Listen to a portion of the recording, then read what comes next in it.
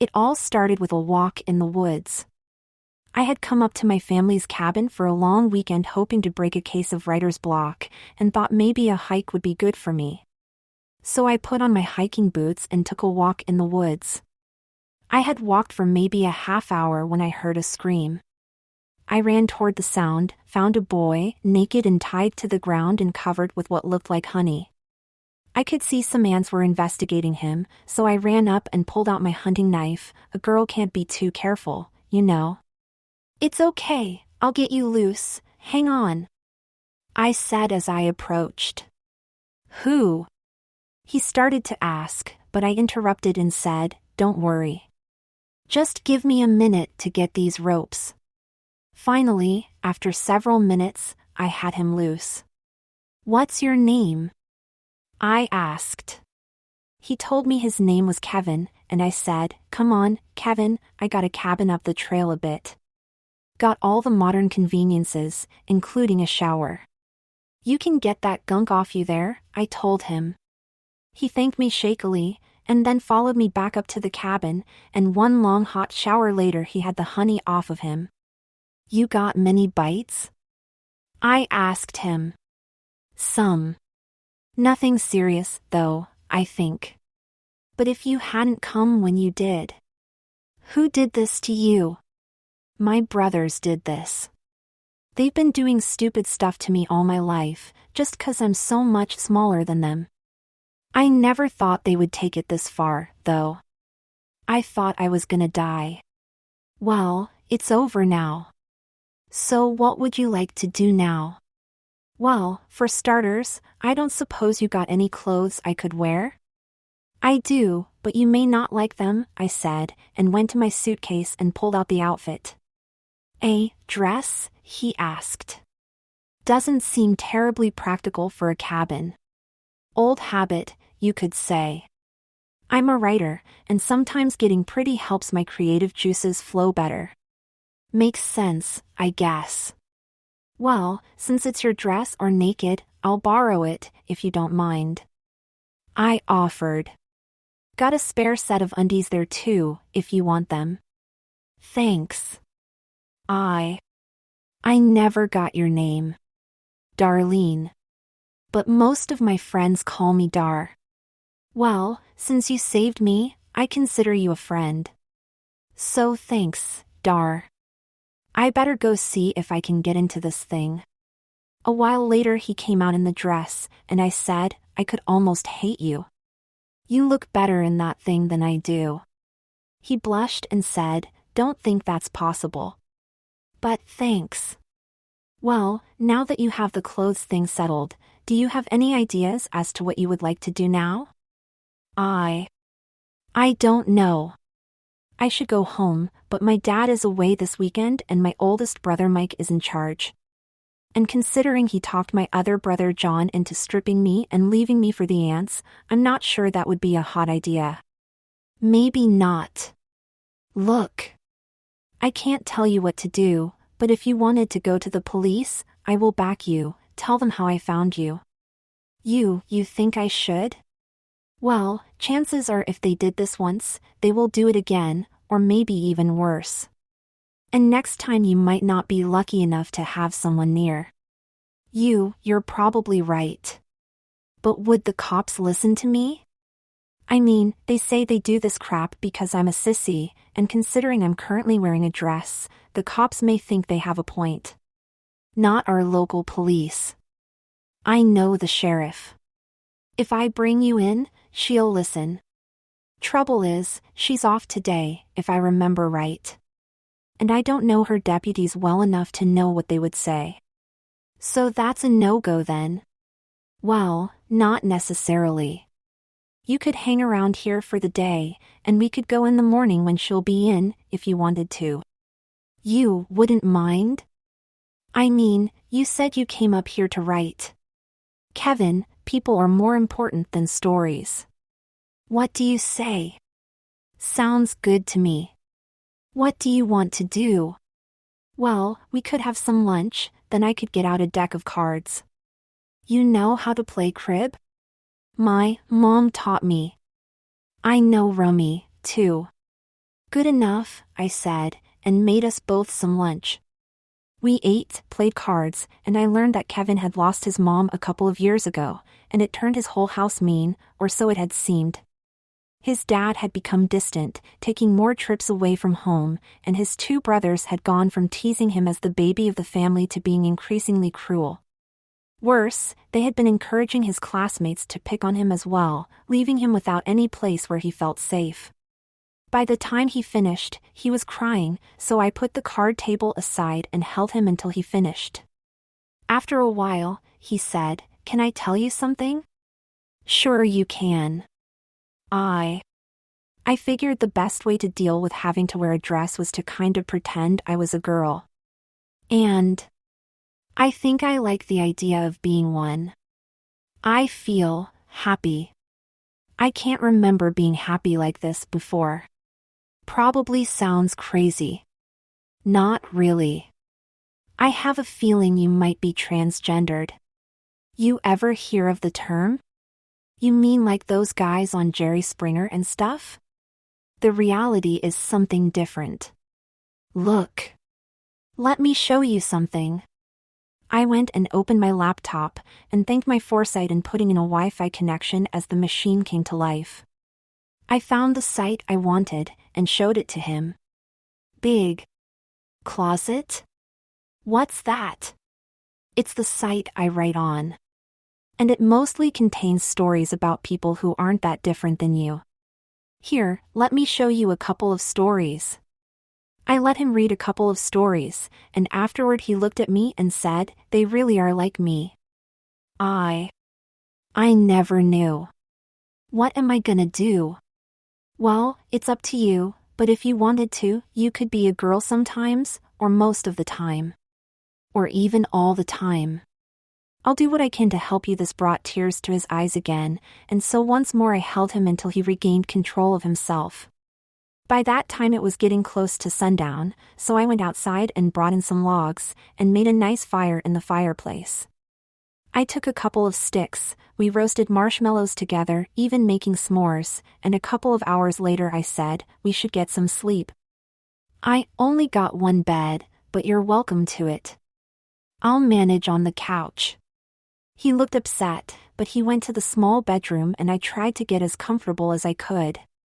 But about an hour after we went to bed, I could hear him shouting in the bedroom, and I went in to see what was going on. He was having a nightmare, and I could only guess how bad it was by the screaming.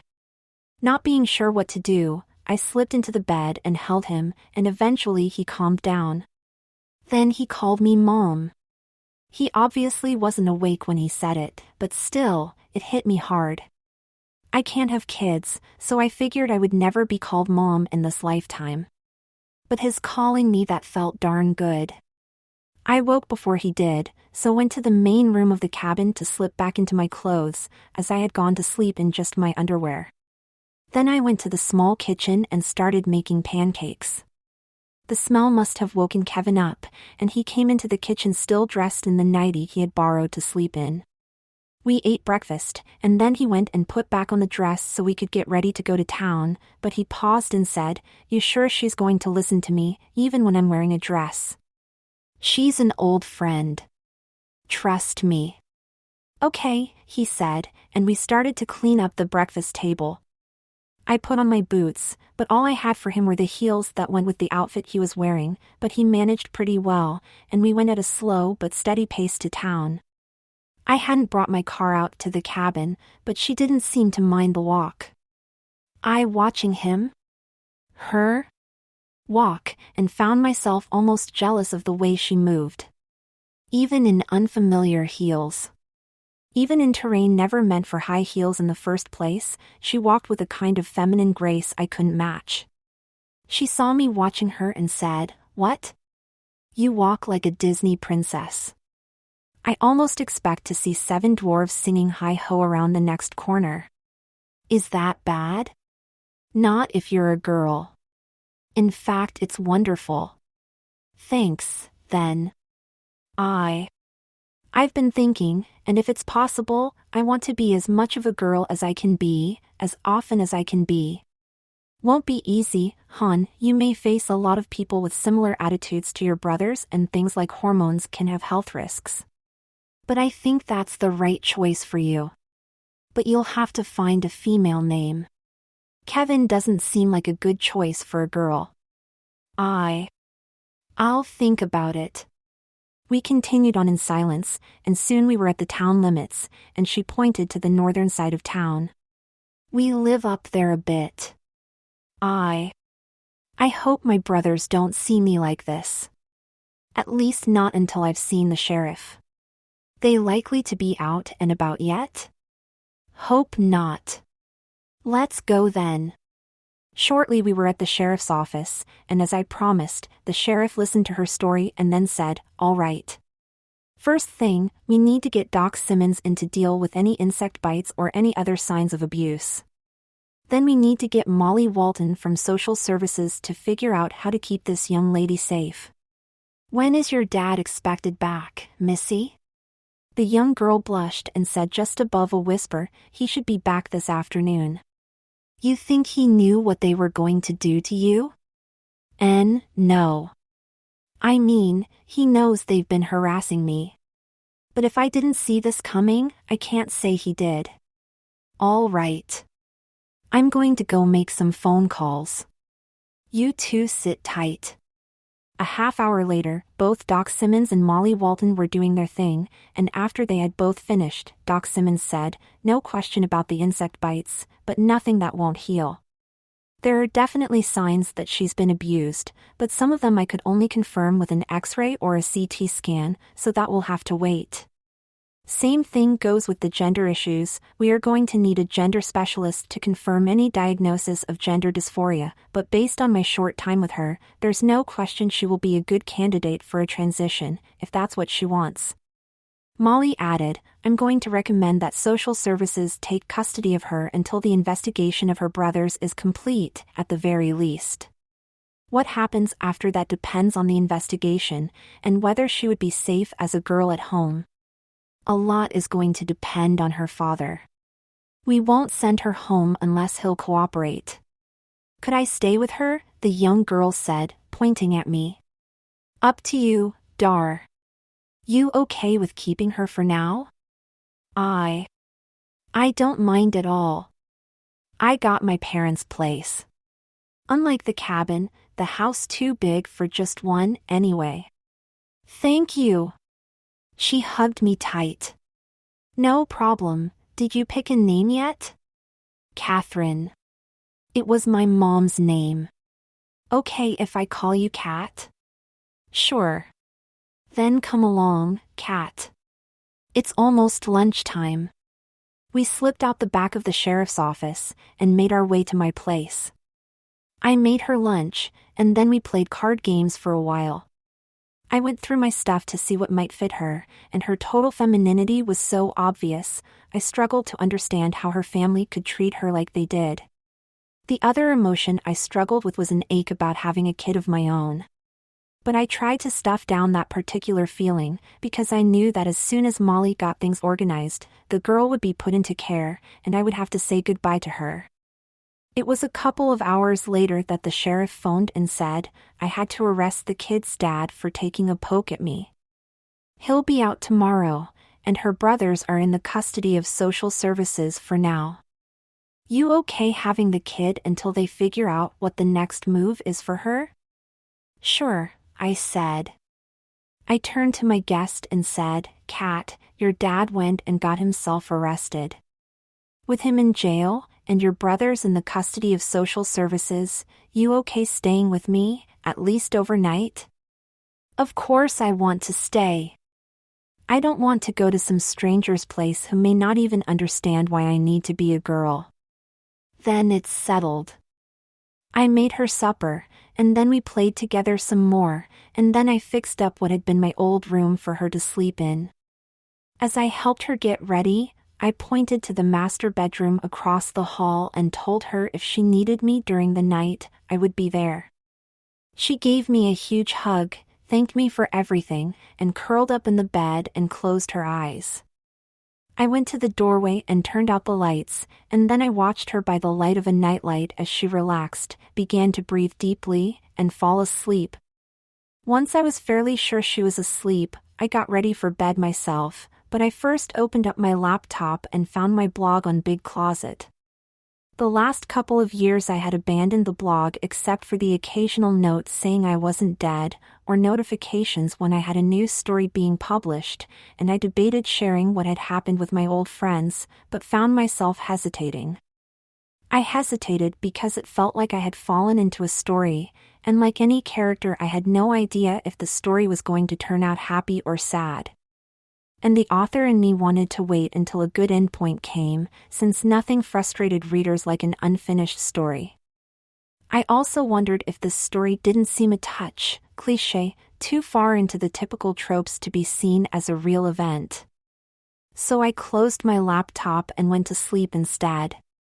I woke to feeling something warm and soft in the bed with me, and I opened my eyes and found Kat huddled next to me. I just lay there for a while, listening to her breathe, and I realized that I would have to go to social services and fight to keep her with me. Because I no longer could imagine my life without her. Finally, her eyes fluttered open, and she looked at me and said, "Sorry. Had a bad dream, and I came in here, and you scooted over and told me to lay beside you." "That's okay, sweetie. I'm glad you trusted me enough to come to me." She smiled and my heart melted. "Come on," I said, "I'll make you some pancakes, okay?" "Okay," she said, and sprung from the bed. I followed, grabbing a housecoat as I went to the kitchen. I made goofy-shaped pancakes just to make her giggle, and once again I wondered how anybody could look at this young girl and see a boy there. She seemed even more feminine than yesterday, like the safer she felt with me the more the girl in her came out. Once breakfast was over and I had cleaned up, I said, "Look. I should go get you some clothes so you don't have to keep wearing that dress. You think you'd be okay here if I go out?" She turned white, but she nodded. "I won't be long, I promise. And nobody but the sheriff and Molly know where you are.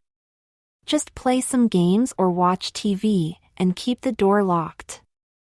I'll be back as quickly as I can. You can do it."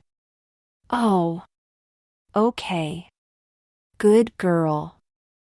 I hurried to the nearest clothing store, got a couple of things in what I hoped were the appropriate sizes, and rushed home as fast as I could.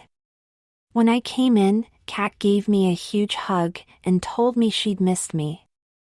I admitted I had missed her too. She tried on the clothes, and I had done better with the sizes than I feared, and soon she was giggling as she mock-strutted modeling the stuff I got her. Finally, I figured we'd better have a bit of lunch, and Kat helped me make mac and cheese. We were just about finished when the phone rang. I answered it, and it was the sheriff, and after our conversation I practically collapsed into a chair. "What happened, Dar? You're never going to believe this. Practically as soon as he got let out of jail, your dad went home, grabbed some stuff, and lit out of town. Nobody knows what direction he went, but based on what little stuff the sheriff found left behind, he isn't planning to come back. What about my brothers? They think they got a message from your dad. They must have had a phone hidden when they were taken into custody. Anyway, they managed to slip out away, and there's no sign of them. Witnesses think they saw your dad's van in the vicinity, so it's possible they are with him. Do you think he'll come here? Can't see how. Neither your dad nor your brothers know where you are. You have any idea why they would take off?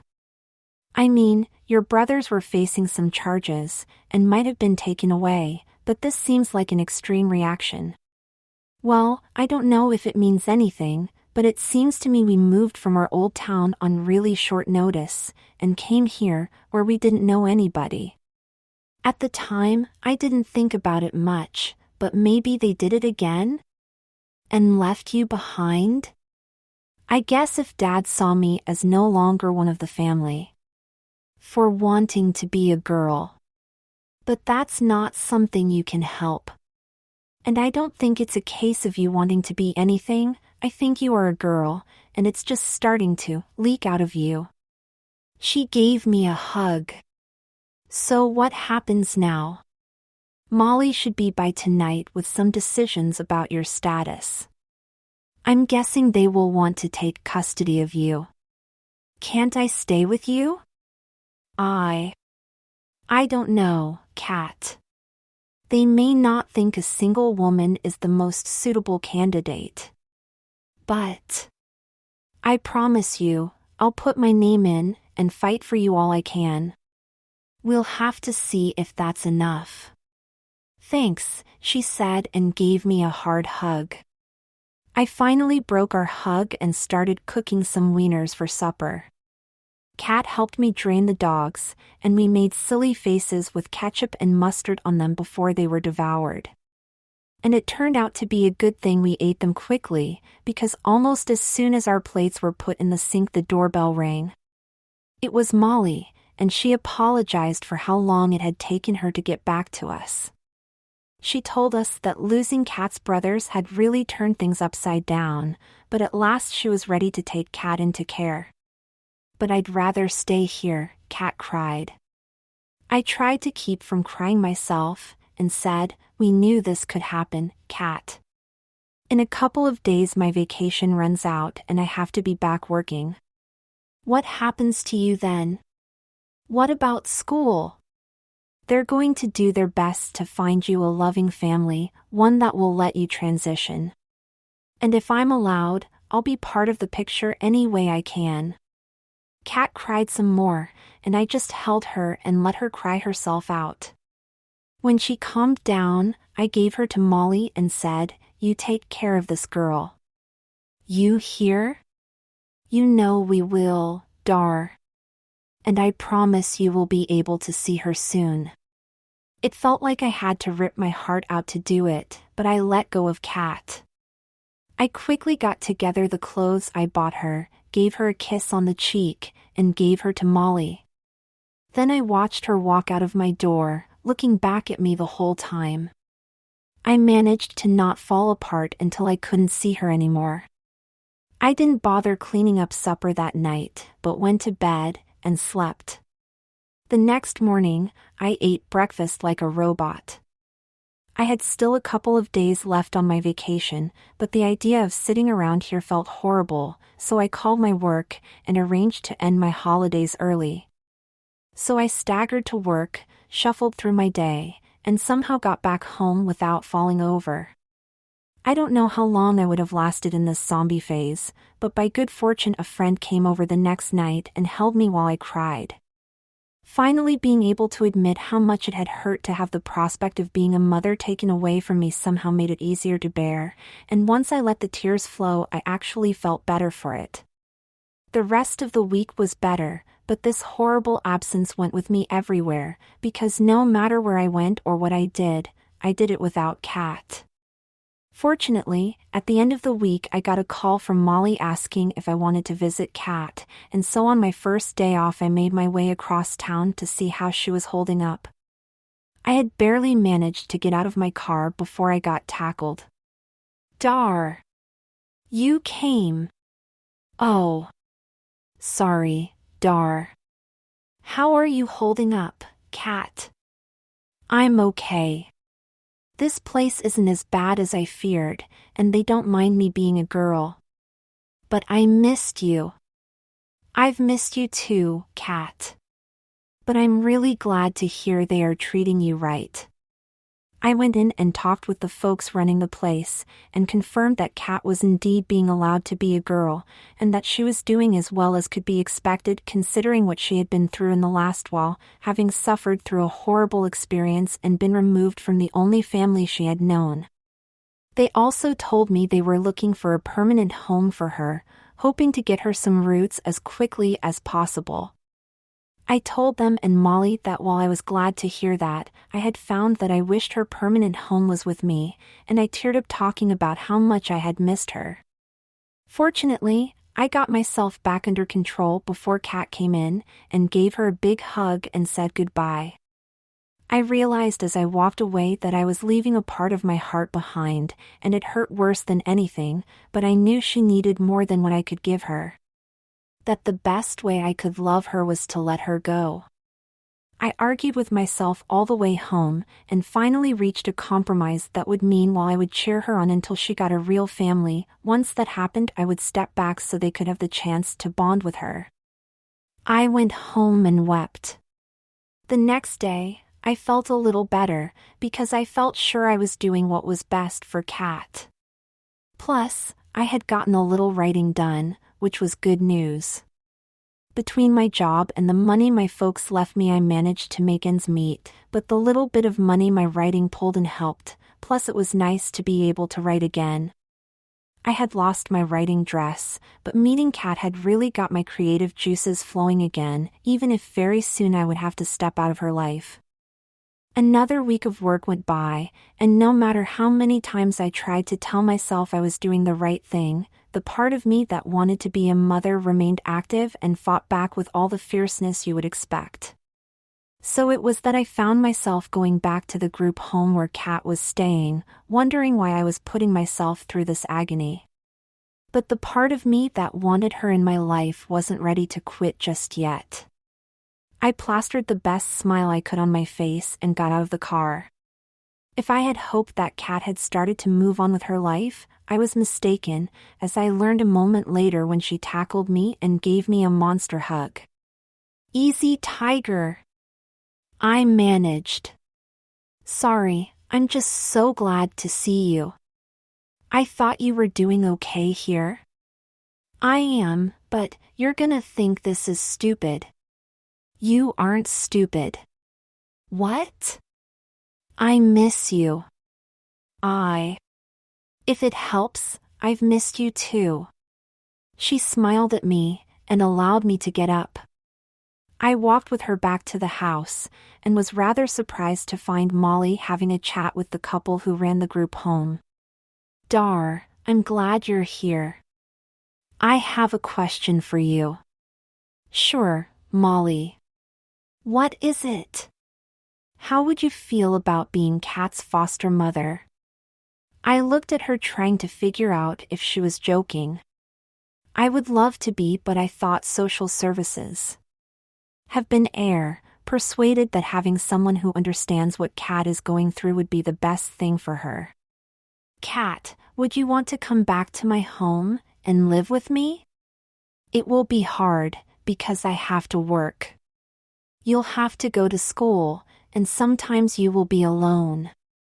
You okay with that?" "Of course I want to be with you." Then she got shy and said, "Can I call you Mom?" I wept and said, "I'd like that very much." So some paperwork later I was driving Kat back to my house, and before I knew it she had turned it from an empty place to hang my hat into a real home. Our lives aren't perfect, but it's a lot better than I feared my life would turn out after transitioning so many years ago.